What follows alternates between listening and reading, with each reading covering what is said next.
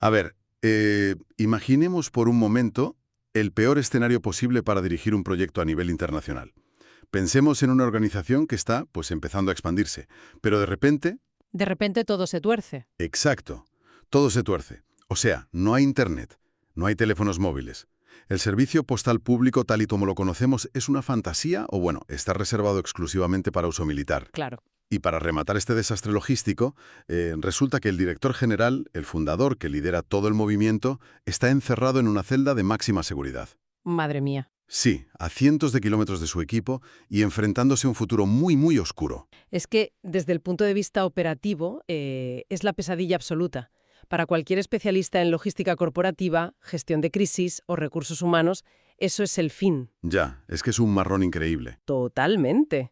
Un apagón comunicativo total que debería disolver la organización en cuestión de semanas, o sea, por pura falta de dirección. Claro, lo lógico sería que cundiera el pánico y el grupo se desintegrase. Y sin embargo, el conjunto de documentos que vamos a analizar en la inmersión de hoy nos demuestra que no fue así. Eso es. Hoy nos adentramos en un texto de la antigüedad, concretamente el material que se encuentra en el capítulo 4 de la Carta a los Colosenses.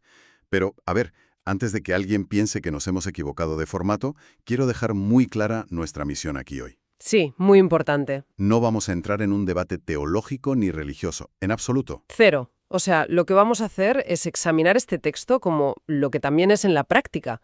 Es un manual de supervivencia organizativa. Qué buena forma de verlo. Es que es una auténtica clase magistral sobre cómo se gestionaba una red de contactos, cómo se ejecutaba la comunicación en tiempos de crisis y cómo se ejercía el liderazgo a distancia en pleno siglo I. Y además es un texto súper corto, ¿no? Cortísimo. Es un fragmento muy breve, apenas 18 líneas o versículos, pero la cantidad de información codificada sobre infraestructura humana y estrategia es abrumadora. Vale, pues vamos a desgranar esto, porque cualquiera que haya tenido que liderar un proyecto remoto o mantener unida a una comunidad de personas a través de correos electrónicos y videollamadas, sabe lo difícil que es alinear a todo el mundo. Ya te digo. Así que, ¿por dónde empieza un líder que está aislado en una celda para estabilizar a su equipo a kilómetros de distancia? Pues, a ver, lo lógico sería pensar que empieza con grandes directrices estratégicas o pidiendo un rescate, pero no. No. ¿Qué va? Empieza por la base absoluta de cualquier organización, que es la cultura interna y las dinámicas de poder. Ah, vale. El texto arranca abordando el comportamiento a nivel micro. Da instrucciones sobre cómo deben relacionarse los amos con sus siervos. Específicamente, les dice a los amos que den a sus siervos lo que es justo y recto. Vale. Y lo hace recordándoles que ellos también tienen un amo en los cielos. Pero espera. ¿Me estás diciendo que la gran estrategia de liderazgo es simplemente decir, portaos bien con vuestros esclavos? Suena un poco simple, ¿verdad? Es que, visto desde nuestra perspectiva moderna, casi suena a conformismo, o sea, como si estuviera avalando la esclavitud en lugar de intentar abolirla de raíz. Claro, entiendo perfectamente esa lectura. Pero lo fascinante de esto es que si conectamos esto con el panorama sociopolítico de la época, es una jugada tremendamente subversiva. Ah, ¿sí? ¿En qué sentido? Pues porque en el Imperio Romano la relación entre amos y siervos no era, digamos, un contrato laboral. Estaba regida por el concepto de propiedad absoluta. O sea, el amo tenía poder de vida o muerte sobre sus siervos. Sin rendir cuentas a nadie. Exactamente. Una jerarquía brutal y piramidal donde el de arriba es totalmente intocable. Ya veo por dónde vas. Al introducir la idea de que ese amo terrenal tan poderoso es en realidad un subordinado que también tiene un amo en los cielos, el autor está desmantelando la ilusión de autoridad absoluta. Claro, les baja los humos. Eso es. Un llamamiento a una revolución armada habría sido suicida.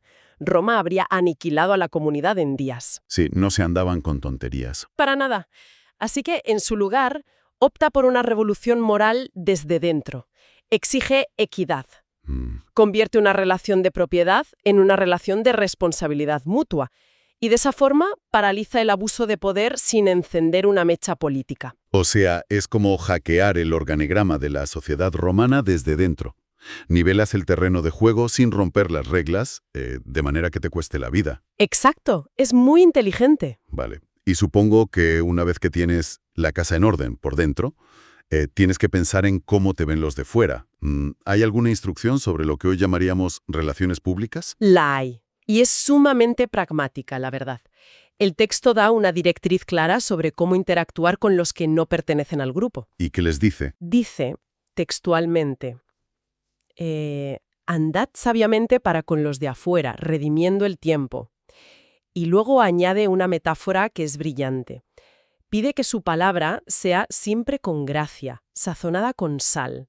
¿Sazonada con sal? Sí, para que sepan cómo responder a cada individuo. Oye, me encanta esa imagen. Es puramente estrategia de comunicación corporativa. Totalmente. O sea, si sirves un mensaje sin sal, es insípido, aburrido. A nadie le interesa por muy nutritivo que sea. Claro. Pero si te pasas de sal, es intragable, agresivo, y la gente lo rechaza de inmediato. Esa es la clave, tal cual lo has dicho. En el mundo antiguo, la sal no solo daba sabor, también preservaba los alimentos, y era un símbolo muy recurrente de inteligencia y agudeza mental. Ah, qué curioso. Y fíjate que el instinto natural de cualquier grupo minoritario que se sienta amenazado es atrincherarse, ¿no? Sí, hacer piña. Crear un búnker mental y aislarse de la sociedad hostil. La típica mentalidad de, pues nosotros contra el mundo. Exacto. Pero aquí la directriz es diametralmente opuesta. Exige inteligencia social y tacto. Les está pidiendo que salgan a la plaza pública, que interactúen de forma inteligente. Que se adapten, ¿no? Eso es, que adapten su discurso a cada persona que tienen delante. Ese saber cómo responder a cada uno requiere mucha empatía y lectura del entorno. No es simplemente repetir un eslogan de memoria. Vale, me parece una cultura de empresa increíblemente avanzada para la época. Lo es. Pero a ver, volvamos al elefante en la habitación. El líder, el autor de estas instrucciones, Pablo, sigue en la cárcel. Sí, no nos olvidemos de eso. Hemos hablado de cómo quiere que se comporten los demás, pero ¿qué hace él respecto a su propia crisis? Me imagino que en este punto mandará un mensaje de emergencia, Sería lo suyo. pidiendo a su red de contactos que muevan influencias o que contraten abogados o que junten dinero para, no sé, sobornar a un guardia romano. Claro, ese sería el instinto humano básico, la pura supervivencia. Pero aquí es donde la estrategia nos vuelve a dejar desconcertados. ¿Qué hace? Pues cuando aborda su situación personal, pide a la comunidad que perseveren en la oración. Pero ojo, no pide que oren por su liberación. ¿En serio? ¿Está en una celda y no pide que le saquen? Así es. Entonces, ¿qué significa todo esto? O sea, ¿es que ha tirado la toalla y simplemente se ha resignado a morir ahí dentro? No es resignación para nada. Es concentración absoluta en la misión. Pide explícitamente que oren para que se les abra puerta para la palabra. O sea, ¿para seguir comunicando? Exacto. Para poder dar a conocer su mensaje y manifestarlo como debe hablar. Y esto plantea una distinción vital entre la situación física y el objetivo estratégico. Ya veo. Él asume su cautiverio físico. De hecho, dice abiertamente, estoy preso. Pero su angustia no es estar encerrado. Su angustia es que el flujo de información se detenga. Buf, es un nivel de liderazgo centrado en el propósito casi incomprensible. Desde luego. O sea, acepta la prisión como si fuera simplemente su nueva y muy incómoda oficina temporal. Su prioridad número 1 no es su bienestar, sino garantizar que la maquinaria del mensaje siga funcionando. Tal cual. Pero claro, esto nos lleva al problema logístico más grande de todos. Él está en la cárcel, el equipo está en la ciudad de Colosas, a cientos de kilómetros. Sí. Huele que tenga una mente estratégica brillante, pero no puede pulsar enviar en un correo electrónico. ¿Cómo narices hace llegar estas directrices tan sutiles? Pues esta es la parte donde la logística antigua nos da una lección magistral de gestión de crisis. A ver, viajar por el Imperio Romano en el siglo I no era como coger un vuelo de negocios hoy en día. Ya me imagino tela marinera. Totalmente. Las carreteras, aunque fueran una maravilla de la ingeniería romana, atravesaban territorios muy peligrosos. Estaban a merced de bandidos, enfermedades, naufragios y, bueno, un clima implacable. Un riesgo altísimo. Para que este mensaje llegara, el texto nos revela que utilizan un sistema de mensajería humano basado en una confianza extrema. Nos presenta a dos personas encargadas de esta misión casi suicida. ¿Quiénes son? Tíquico y Onésimo. Tíquico y Onésimo.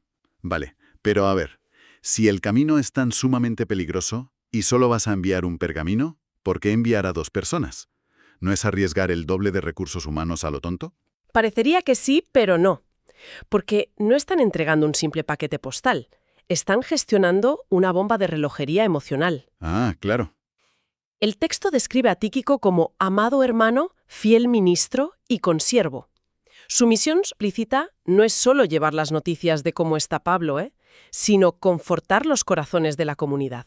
Claro, tiene sentido. Porque si la gente sabe que su líder está en la cárcel, el pánico puede desintegrar el proyecto entero. La incertidumbre destruye la moral. Exactamente. Es como cuando, no sé, una multinacional sufre un escándalo gigantesco en una sucursal extranjera. Buena analogía. La junta directiva no manda un triste boletín informativo. Meten en un avión al directivo de mayor rango y confianza para que se plante allí, de la cara, mire a los ojos a los empleados y diga, tranquilos, tenemos un plan. Exactamente eso. Típico es ese directivo de confianza que representa la autoridad oficial de la matriz. Pero claro, típico por sí solo podría ser visto como un extranjero, alguien que viene de fuera a decirles qué tienen que hacer. Un paracaidista corporativo, vamos. Eso es. Y ahí es donde entra el factor maestro de Onésimo. El texto se detiene a describirlo no solo como amado y fiel hermano, sino que añade una etiqueta crucial. ¿Cuál? Dice que es uno de vosotros. Ostras, qué inteligencia logística. Tienes al representante corporativo que aporta, digamos, el peso oficial, y tienes al insider, al colega local en quien todos confían instintivamente. Es que es una combinación perfecta. Tíquico trae la validación oficial y Onésimo construye el puente emocional instantáneo. Claro. Cuando la comunidad en Colosas ve a uno de los suyos validando el mensaje junto al enviado especial, cualquier duda o teoría de la conspiración se desvanece por completo. Brutal. Es relaciones públicas aplicadas a la gestión interna de equipos. Es brillante, la verdad. Pero, espera, dos tipos caminando con un pergamino no pueden mantener unida una red que parece estar, pues, en plena expansión. ¿Había alguien más trabajando entre bambalinas o todo dependía de Tíquico y Onésimo? ¿Qué va? Detrás de ellos había una infraestructura humana fascinante. La última sección de este documento es como observar los títulos de créditos finales de una película compleja. A ver. Nos revela un equipo de apoyo sumamente diverso que está operando en la sombra. Se menciona a un tal Aristarco, al que llama compañero de prisiones. Vale. Y luego encontramos una figura clave que nos habla de la diplomacia interna, Marcos. Ah, y aquí es donde la cosa se pone realmente interesante. Porque si no me falla la memoria histórica sobre estos textos, este tal Marcos había sido el centro de una disputa monumental en el pasado, ¿verdad? Así es. Había abandonado un proyecto anterior y causó un cisma tremendo en el equipo directivo. Tienes toda la razón. Marcos representaba un fracaso previo, un elemento de fricción muy grave en el historial del movimiento. Y sin embargo aquí el texto dice explícitamente sobre él, acerca del cual habéis recibido mandamientos. Si fuera a vosotros, recibidle. Lo de si va, recibidle. A mí sinceramente me suena un comunicado interno de control de daños puro y duro. Porque lo es. Es diplomacia visible y en tiempo real. O sea, en cualquier organización, cuando ha habido un conflicto con un miembro del personal, si ese miembro se reincorpora sin una comunicación clara, se genera toxicidad y mucho recelo. Ya, los pasillos se llenan de rumores. Totalmente. Al enviar esta directriz por escrito a toda la red, el líder está reparando el puente públicamente. Está diciendo, mirad, el conflicto está superado, este individuo ha sido rehabilitado y vuelve a tener mi confianza. Exigimos que vosotros hagáis lo mismo. Exacto. Obliga a alinear a toda la estructura con esta nueva realidad. O sea, está cerrando la herida para que la red no sangre por ahí. Qué astuto. Y supongo que, en un equipo tan disperso por el mundo antiguo, gestionar los egos y los conflictos del pasado no era el único problema. Pensemos en las diferencias culturales. Ese era el mayor reto, sin duda. Por eso, el texto hace una pausa intencionada para agrupar a Aristarco, a Marcos y a un tal Jesús llamado Justo, y señala que son los únicos de la circuncisión que le ayudan en ese momento. Es decir, de origen judío. Pero, a ver, ¿por qué es tan relevante subrayar el origen étnico de estos tres en una carta organizativa? Porque si conectamos esto con la sociología del siglo I, entendemos que era un mundo profundamente tribal. Judíos y gentiles, por norma general, no se mezclaban. Claro. Había barreras culturales, alimentarias y religiosas enormes. Al destacar que este equipo central, que está con él en la cárcel, incluye a personas de origen judío, trabajando hombro con personas de otras culturas, está enviando un mensaje visual de unidad que es brutal. Un bofetón de realidad a los prejuicios. Totalmente. Les está diciendo a las sedes locales, oye, si nosotros podemos trabajar juntos aquí en las peores condiciones imaginables, vosotros no tenéis excusa para dividirnos por disputas culturales allí. Eso es liderar con el ejemplo. Y en medio de todo este despliegue de nombres, hay uno que parece llevarse la palma en cuanto a esfuerzo.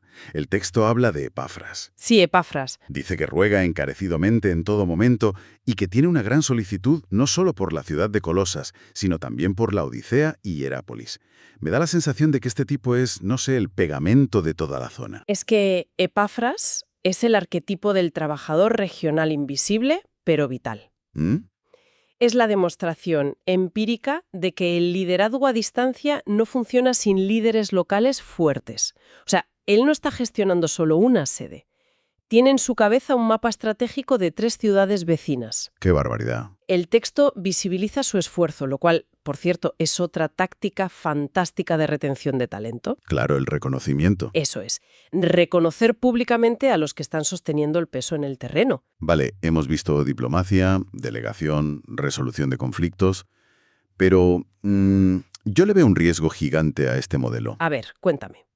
Si tienes sucursales autónomas en diferentes ciudades, en una época donde la comunicación, como hemos dicho, tarda meses, ¿cómo evitas que una sede empiece a inventarse las reglas o que modifique el mensaje original a su gusto? Es un peligro real. Porque es muy fácil para el líder local decir, bueno, Pablo nos ha dicho esto a nosotros por privado, así que hacedme caso a mí.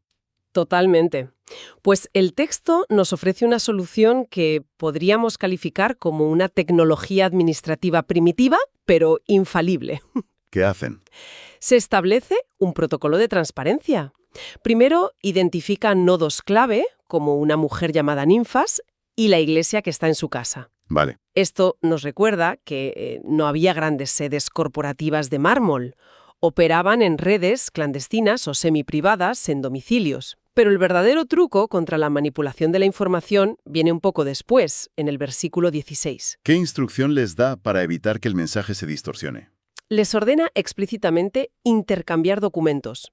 Les dice que una vez hayan leído esta carta frente a su comunidad, deben asegurarse de que se lea también en la comunidad vecina de la Odisea. Ah, vale.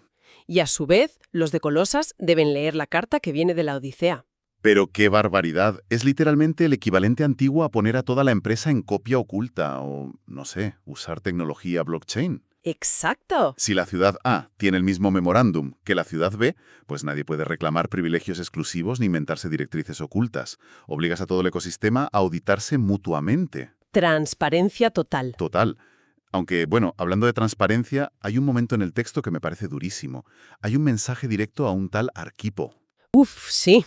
El texto dice, a la vista de todos, Decida a Arquipo, mira que cumplas el ministerio que recibiste. Es que es un zasca en toda regla delante de todo el mundo. O sea, imaginemos la escena. A ver. Están reunidos en silencio en una casa, leyendo el documento oficial del líder encarcelado, y de repente escuchas tu nombre en alto para decirte, básicamente, Arquipo, ponte las pilas y haz tu trabajo. Sí, es fuerte.